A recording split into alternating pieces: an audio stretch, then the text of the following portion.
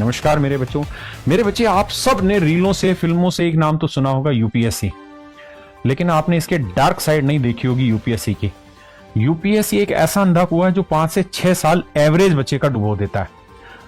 यानी 5 से 6 साल का समय लगता है एक बच्चे को यूपीएससी की तैयारी करने में, और उसके बाद भी हम ये नहीं कह सकते कि सफल होगा या नहीं होगा। लेकिन मेरे बच्चे, एक और नाम दिया जाता है जिसे हम बोलते हैं मिनी यूपीएससी, मिनी आईएएस बोलते हैं इसको। ये जो मिनी आईएएस शब्द होता है ना, इस मिनी आईएएस शब्द का अर्थ समझाता हूं। ये बेसिकली एसएससी एक डिपार्टमेंट होता है, स्टाफ सिलेक्शन कमीशन एक बोर्ड है, इसके थ्रू एक वैकेंसी आती है सीजीएल। इस वैकेंसी के थ्रू जो जिन पोस्टों पे जिन ऑफिसर का सिलेक्शन होता है, वो 10 से 12 साल में प्रमोशन लेने के बाद उन पदों पर पहुंच जाते हैं जहां पर एक आईएएस डायरेक्टली रिक्रूट होता है। इसीलिए एसएससी सीजीएल को मिनी आईएएस भी कहते हैं।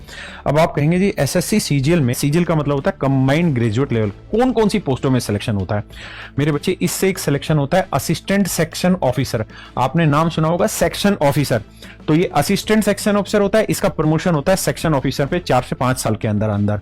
मेरे बच्चे, ये जितनी भी मिनिस्ट्रीज होती हैं, देखिए किसी भी डिपार्टमेंट में जो एंट्री होती है ना, जहां मिनिस्ट्रीज होती है वहां 3 लेवल पे एंट्री, 4 लेवल पे एंट्री होती है। सबसे पहले एंट्री होती है एमटीएस लेवल पे, जिसे हम बोलते हैं मल्टीटास्किंग स्टाफ, जिसे हम पीएन की तरह भी समझते हैं कुछ अनपढ़ लोग, बाकी पीएन नहीं होते लेकिन मल्टीटास्किंग स्टाफ होते हैं। इसके बाद जो एंट्री होती है वो सीएचएसएल के थ्रू होती है, जिसे combined higher secondary level exam होता है, जिसमें क्लर्क और इस तरह की डाटा एंट्री ऑपरेटर टाइप की जो होती है। और इसके बाद जो एंट्री होती है वो सीजीएल, एसएससी सीजीएल के थ्रू एंट्री होती है। और इसके बाद जो एंट्री होती है वो यूपीएससी में आईएएस के थ्रू एंट्री होती है।